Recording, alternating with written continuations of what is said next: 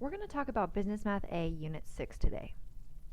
Now, compared to my other videos, my other presentations, I've decided to trim quite a bit off of this one in the interest of your time. I know it's week 6, you probably have a lot to do this week. That being said, if you find that I've trimmed out too much, if you're not clear on one of the problems, if you'd like to see more examples, just get in touch with me and I'd be happy to do that for you. That being said, let's move forward. We're starting with lesson 26. We're going to compute health insurance premiums and benefits, compute out-of-pocket expenses for medical care, and synthesize information to calculate the annual premium for life insurance. We'll start with some definitions. So we've got life insurance, which is financial protection in case the main source of the family's income dies.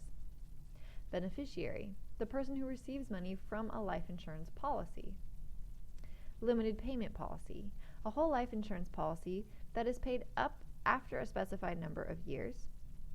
Cash value, the amount of money you will receive if you cancel your whole life insurance policy.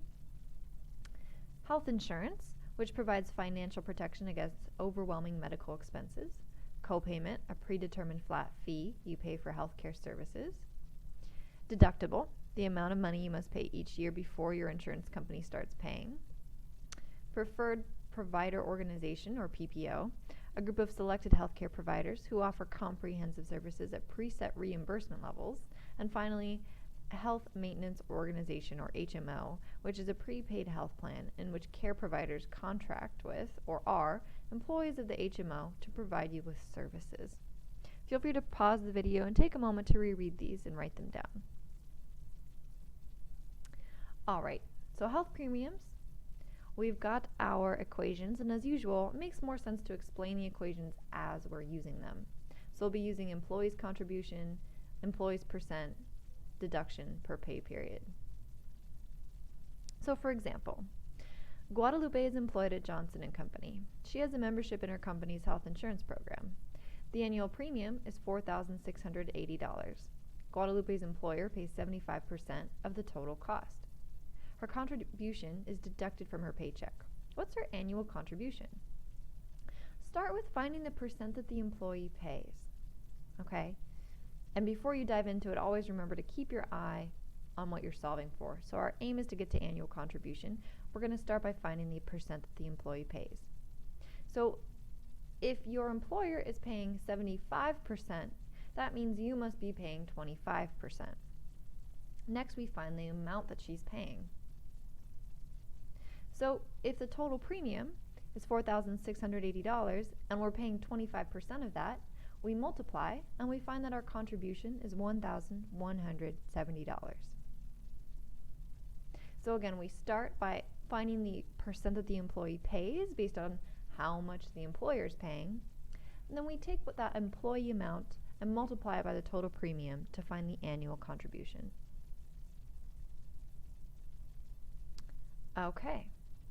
Peyton is a florist for Christina's Flower Company. She has family medical coverage through Christina's group medical plan. The annual premium is $8,500, and the company pays 80% of the cost.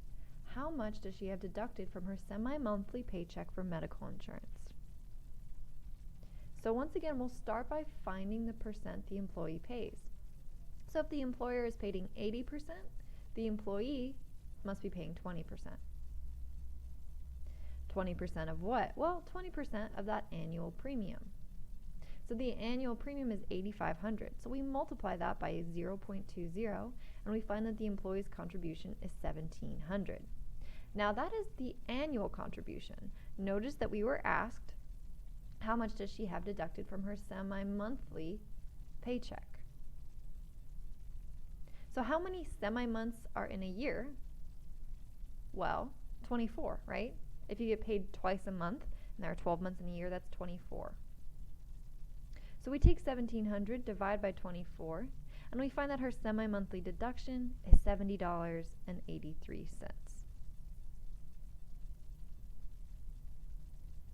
Let's talk about health benefits. So we've got amount paid by patient, which is equal to deductible plus copayments plus co-insurance amount and hospital charges. So this is a very versatile and varying equation. So It's always best to use common sense more so than relying heavily on this equation when determining health benefits, and I'll show you what I mean. Now, also note that co-payments include all types of visits such as physician visits, special visits, physical therapy, healthcare nurses, and all kinds of things. So we're going to do one example. These are a bit lengthy, so we're only going to do one example of this problem type. So if you need to, feel free to rewind and watch this twice. All right, so we've got Philip. Philip is single and has health insurance with the benefits shown in the figure. His recent network healthcare costs include co-payments for 4 physician visits and 7 specialist visits. Following a surgery, he made co-payments for 10 physical therapy visits and had 60 visits from a home healthcare nurse at $60 each. His hospital admission charge was $200 and his hospital bill was $16,870. What amount did he pay? Now, before we move on, I just want to take a moment to study our table here. Notice that it tells us pretty much all the information we need to know. So if you start with, for example, co-payments of 4 physician visits, I can look at the table, look at the co-payment for physician visits, and whether they're network or non-network, they told us they're network, I can determine what the co-payment is. So just by reading this table, I found that he's paying $15 per physician visit. I can read it similarly to figure out how much he pays for specialist visits that are in network, physical therapy that's in network, and so on. So keep in mind that this table is where I will be extrapolating all of my co-payment amounts and other useful information. So we start by finding the co-payments. Remember, that'll be the sum of the physician visit co-payments, specialist visits, physical therapy, and healthcare nurse. So physician visits, there were 4 of them, and each one cost $15. Now again, I read that from the table. So that means his physician visits are costing him $60. Specialist visits, there were 7, and each one cost $30. Now again, I read that from the table. Physical therapy, 10 visits at $15 a piece, and a healthcare nurse. So, here's what's happening in the healthcare nurse line. There were 50 visits, and for the first 50 visits, he had to pay 0% of the cost. That's why we're multiplying by 0. He had to pay 0% of the cost, which was $60 each. So this whole term cancels out because we're multiplying by 0. That was for the first 50 visits. Now there were 60 visits total. So for the first 50, they were completely covered. The 10 remaining, the 10 that he exceeded 50 by, were covered 80%. So since they were 80% covered, he's paying 20% of the cost, which is $60 each. Okay, so again, each visit cost $60. The first 50 were free. The last 10, he had to pay 20% of the cost, which was $60 each. So when we total the co-payments for physician, specialist, physical therapy, and healthcare nurse, the co-payments are costing him $540. Next, we'll find the hospital charges, which is just the admission charge and hospital bill.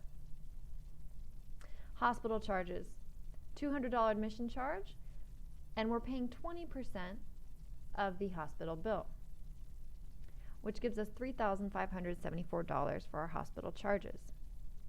Finally, we find the amount paid by the patient.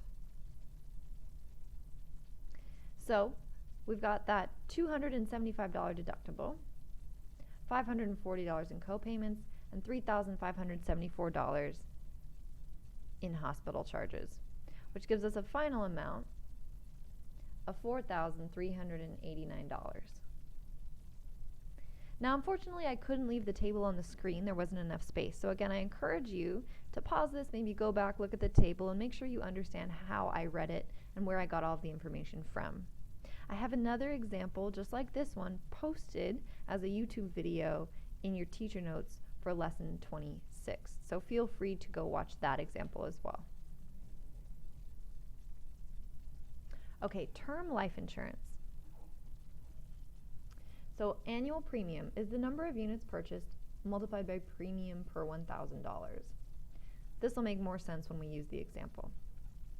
All right, so Carlos is 40 years old and he wants to purchase a $120,000 5-year term life insurance policy. The premium per 1,000 is $325. What's his annual premium? Okay, so we're saying we want to know the annual premium for this $120,000 5-year life term insurance policy. First, we're going to have to find the number of units purchased. Now remember, a unit just represents 1,000. So per 1,000. And what we mean by per 1,000 is we're going to divide by 1,000. So if he purchases $120,000 worth of insurance policy, and each $1,000 is a unit, then that's a total of 120 units. Now, each one of these units costs him $325. This is where we find our annual premium, which is the number of units multiplied by the premium per 1,000. So the annual premium is equal to 120 multiplied by 325. So again, the number of units multiplied by the premium per unit. So for every 1 unit, he pays $325. And remember, each 1 unit is representing $1,000. So his annual premium comes to $390. Here's another example. Let's say Michael is 45 years old and he wants to purchase a $150,000 5-year term life insurance policy. What is his annual premium? Well, we're going to use the information given to us to use the table and find this annual premium. We're going to start by finding the number of units purchased. So, if the policy is for $150,000, we divide that by 1,000 to get 150 units. Now, we'll find the annual premium.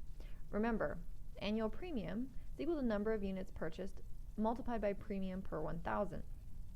We'll find the premium per 1,000 based on Michael's age, which is 45 years old, and his gender, which is male. So we go to that 45 row, we go to the male column, and they intersect at 542. So that's his premium per unit. Now if we take the number of units, 150, and multiply by the premium per unit, 542, we get an annual premium of $813. So again, I found this annual premium by first finding the number of units purchased, and then using that unit number, I multiplied that by the number I found on the table for annual premium per unit to get the annual premium. What about premium increases? So we've got a few new equations here, and again, they'll make more sense as we work through the example. So Rhett took out a $175,000 10-year term policy at age 40. The premium per 1,000 is $387. He will be 50 years old next year when the premium will be $468. What is the amount of the increase? So once again, we'll start by finding the number of units purchased. So the term is for a $175,000 policy, which means there are 175 units. Now we are wondering what the increase is, which means we need to know what the old premium and the new premium is. So our old premium was $387 per unit. So we take our number of units and multiply by 387. That means our past premium was $677.25. We'll compare that to the new premium.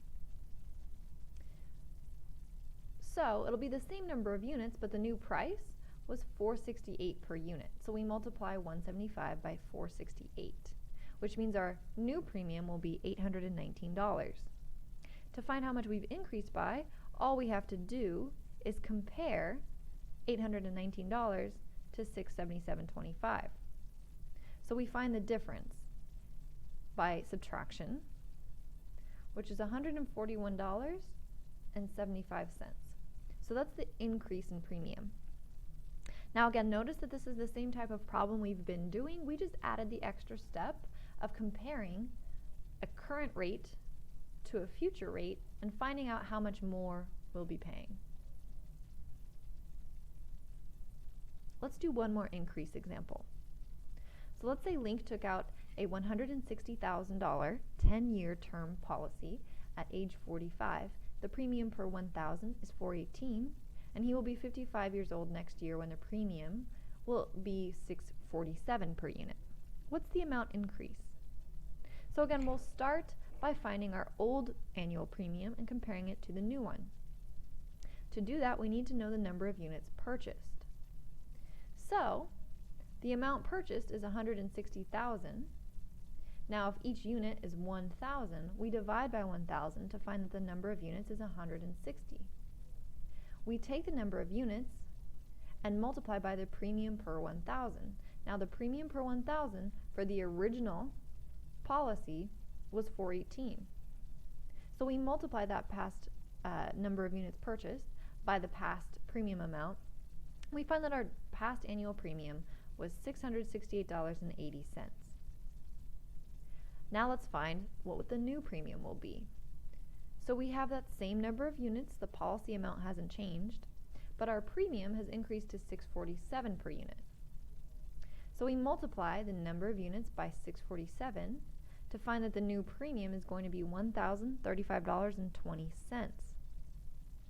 All we have to do to find the amount increase is compare these two numbers. So we take $1,035.20, we subtract $668.80, and we find that the premium has increased by $366.40.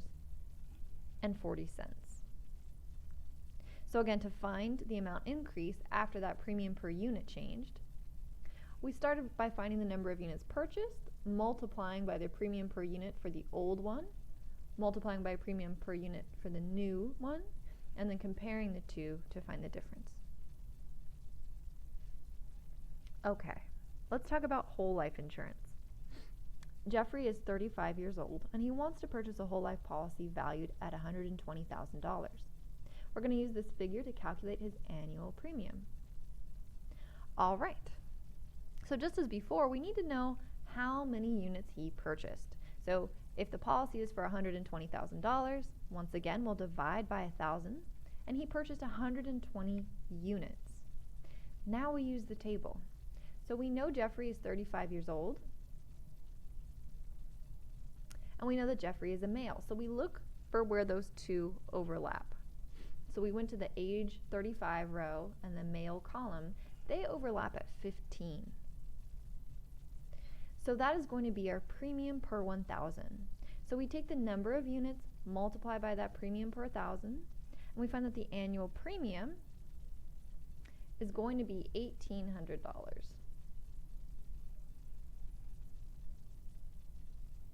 Let's do another example. Sakura is 50 years old and she wants to purchase a whole life policy valued at $180,000. We're going to use the figure again to calculate the premium. Once more, start with finding the number of units purchased. So take that policy amount and divide it by 1,000, and we find that the number of units are 180. Next, we use the table to determine the premium per 1,000. We know that Sakura is 50. We know that she is female. We look where these two overlap, which is at $24.35. So that's going to be the premium per 1,000. We take the number of units, multiply by the premium per 1,000, and we find that her annual premium is going to be $4,383. So it's pretty straightforward once you get the hang of it. All right, types of payments. So many companies use the following guidelines for payment plans: semi-annual premiums, quarterly premiums, and monthly premiums. Notice that although it's semi-annual, which means twice a year, they've added this extra 0.5%, so it's just over, right?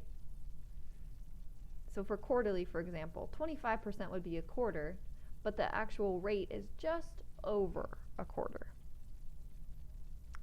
So let's say James wants to pay his $1,354.68 annual premium monthly. What is his monthly payment? So to find the monthly payment, we take the annual premium and we multiply by the rate listed in the table. So that would just be 0.085 for monthly. So we take the annual, multiply by that monthly rate, and we get a monthly payment of $115.15.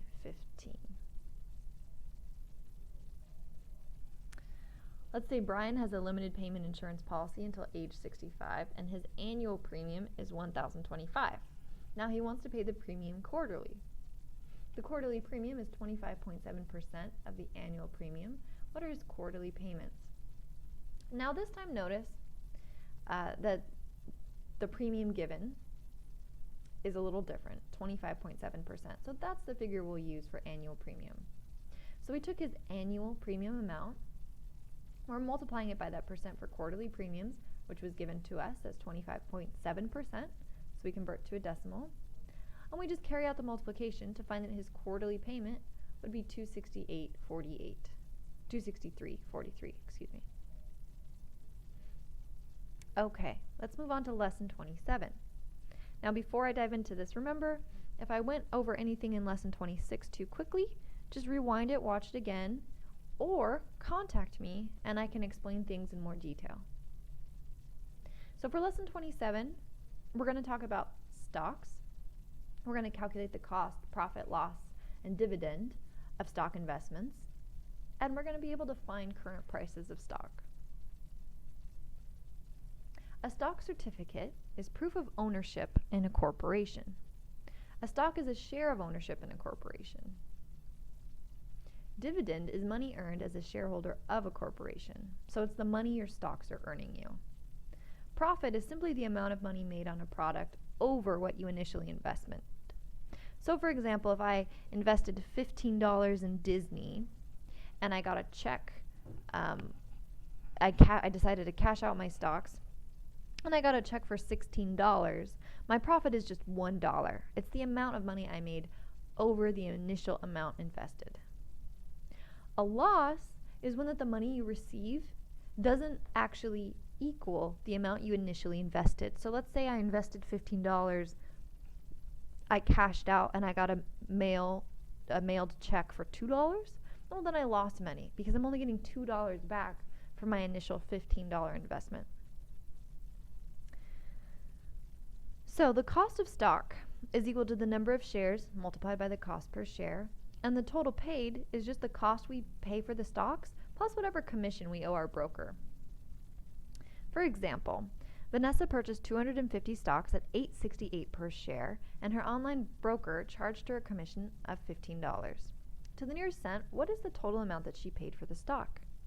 Well, first we'll find the total cost of stock, which is just the number of shares multiplied by the cost per share. So if she bought 250 stocks at $8.68 per stock,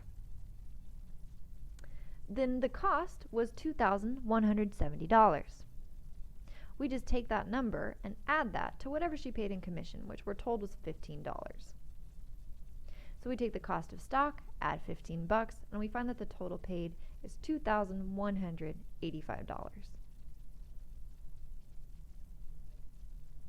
Let's do another example.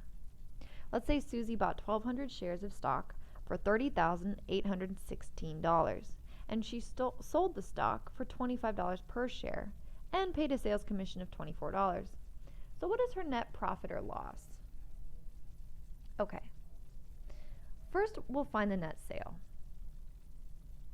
So, if she sold 1,200 shares of stock for $25 a piece, then we multiply those two numbers together to figure out how much money she's making off that sale, but then we subtract off the sales commission of $24. So that's $30,000 minus 24, which is a net sale of $29,976.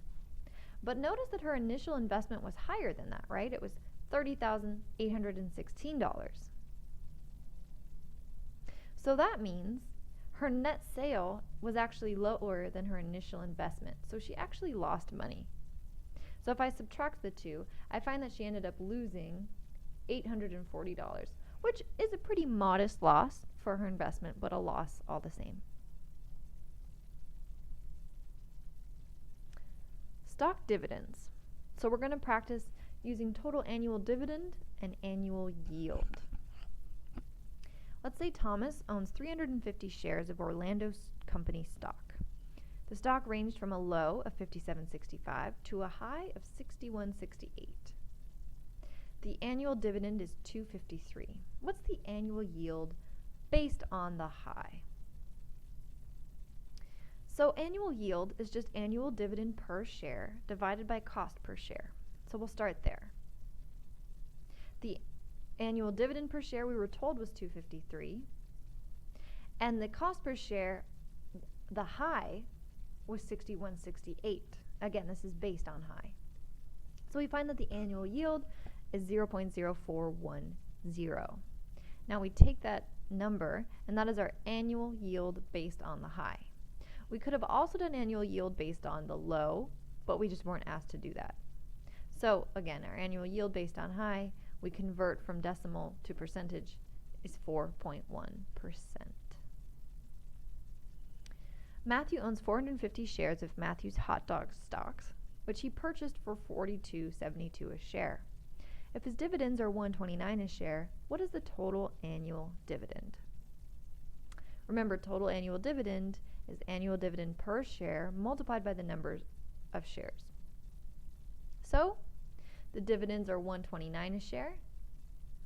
That over 450 shares gives us a total annual dividend of $580.50. Pretty straightforward. Lesson 28. We're going to compute interest on certificate of deposit, or CDs, and compute annual interest and yield of a bond investment. Dividend is money earned as a shareholder of a corporation, and a bond is a written pledge from a business or government that indicates the holder has lent the issuer money and will be repaid with interest after a certain amount of time. Now, bonds are pretty popular as gifts to children, so maybe you've received a bond and maybe it was for $50 or $100 or something like that. And the trick is that you have to wait until the end of the bond term to cash it in. You are effectively loaning a bank, or whoever the organization is, money, and you're promising not to cash in on what you owe for a certain amount of time. Certificate of deposit, or CD, is a kind of savings account that requires a specific amount deposited for a specified period of time, and it earns a higher interest rate than a regular savings account. So both bonds and CDs are typically safe investments. They don't rely upon a stock market or really any market at all. It's just a promise that you're making to loan someone or something, some institution, money, and not dip into that money until a certain time period has expired. So a certificate of deposit is one method to invest your money, and it earns interest at a higher rate than a regular savings account. If you decide to withdraw early, you will be penalized. And the amount is equal to original principal multiplied by amount of $1.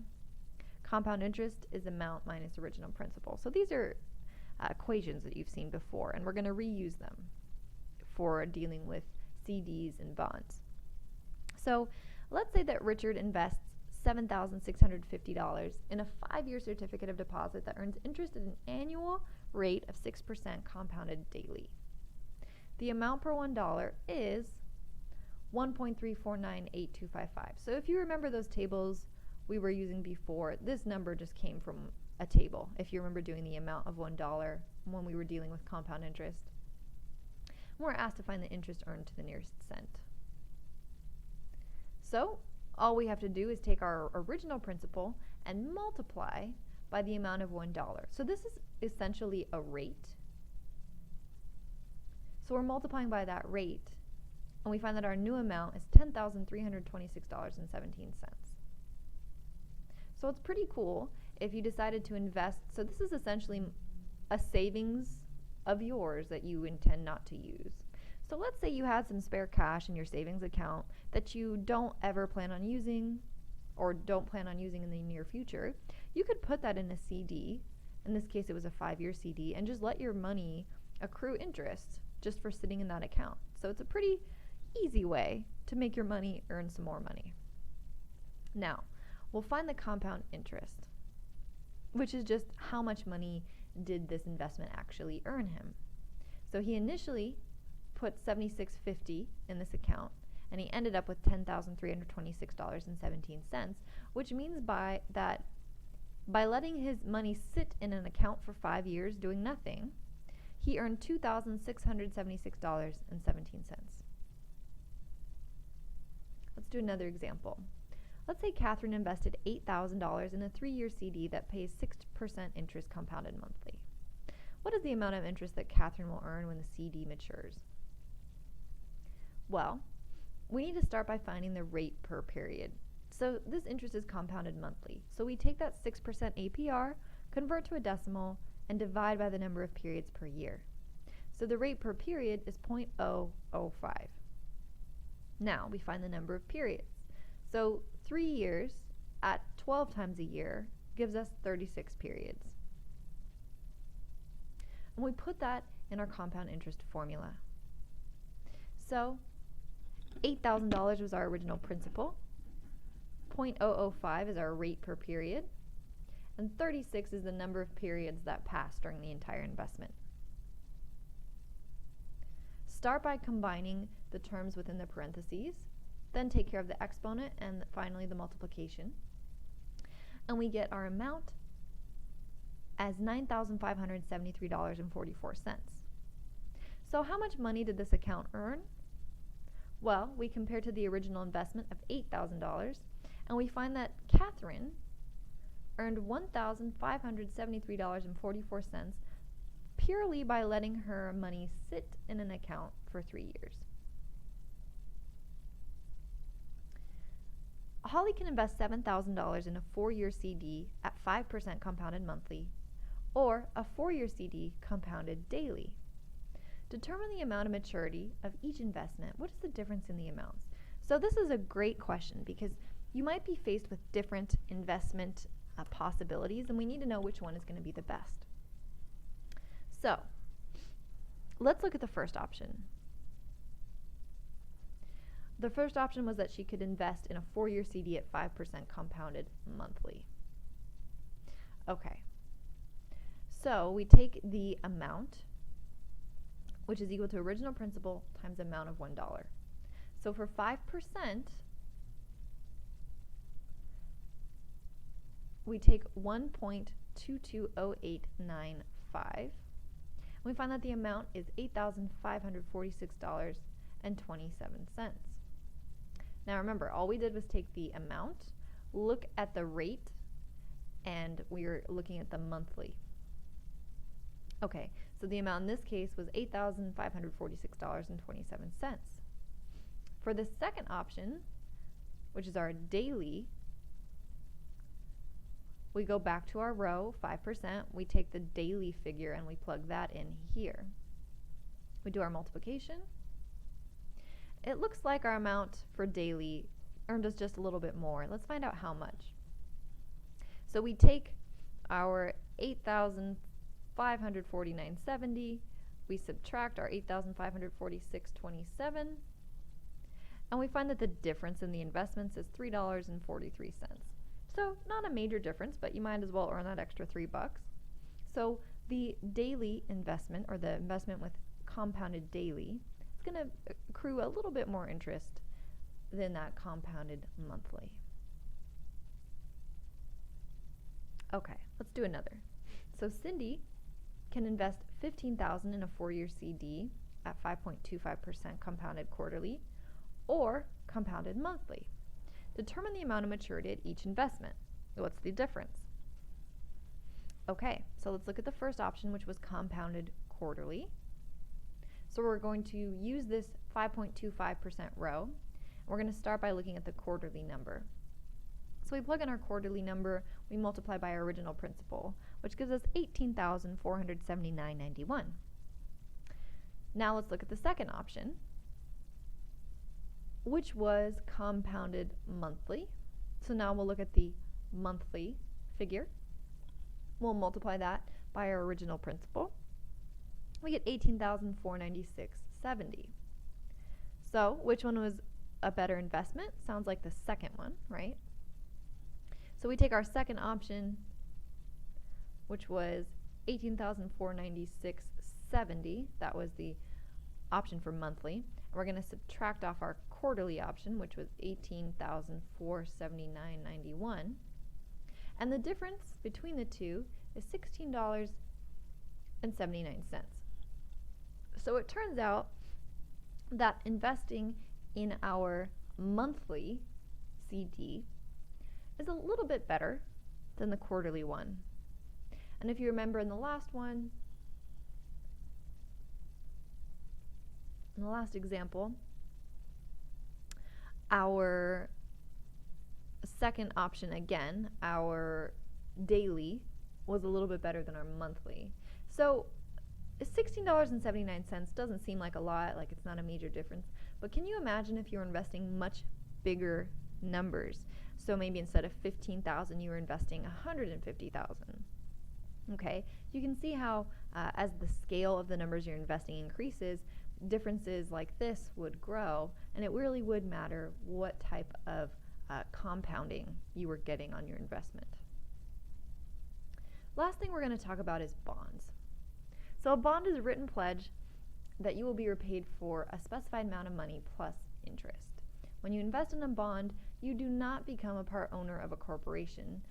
Instead, when you buy bonds, you are lending money to a corporation or government, and in return for the loan, they're paying you interest.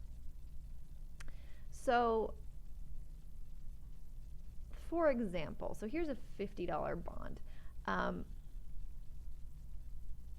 The whole point of doing this is that you're getting free interest. So basically, by loaning these people $25 today, maybe in 10 years, you get to cash out $50, right? Or you give them $30 and in 10 years you get to cash out $60 or whatever it is. They all mature differently.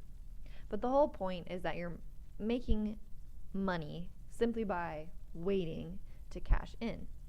Now, let's say you needed to liquidate your bonds before the maturity date. You could still do that, you just wouldn't get the full amount. So let's say I pay $25 and purchase a bond that will mature to be worth $50 in, let's say, 10 years. But in 5 years, I decide I really, really need the money and I cash it in early. Well, I won't get the full $50, but maybe I'll get like $30 or something like that. So again, you get penalized if you don't wait until the full maturity date of the bond. Again, that's why these are kind of popular. Lots of babies and infants receive like low denomination bonds, and you're supposed to wait till your 18th birthday to kind of cash them all in, type of thing. So bonds can be pretty useful. Let's do an example. We've just got a few left and we'll wrap up. So a $3,000 savings bond at 95.5 pays 6% interest, and we need to find the interest. Remember that a bond price of 90 on a $1,000 bond means that the bond sells for 90% of 1,000 or 900. So let me show you what I mean. So again, let's read through this problem. A $3,000 savings bond at 95.5 pays 6% interest, and we have to find the interest. So annual interest is equal to face value multiplied by interest rate. So the face value was $3,000, right? It was a $3,000 savings bond. And we were told that the interest was 6%. So we just multiply that annual interest, that face value, by our 6% converted to a decimal. We get that our annual interest is $180. So the interest on a $3,000 bond is $180. A $500 savings bond at 105 pays 7% interest. Find the interest and the cost of the bond. So, same equation as before. The face value of the bond was $500, and we knew that the interest was 7%, so converted to a decimal, we find that the annual interest is $35. So the interest on a $500 bond is $35. Now what about the cost of the bond? The bond cost is face value multiplied by percent. So we take the face value and we multiply by that 105. Okay, and it was converted to 1.050 for a bond cost of $525. So the cost of the bond is $525. Now again, we're not going to go into heavy detail here on bonds or CDs. If you have further questions and want to know a little bit more about them, whether it's further examples working out with the math and numbers, or just the theory of them and more information about them, like real life application in general, please reach out to me. In the meantime, best of luck on your final exam, and thank you for watching this Unit 6 video for Business Math A.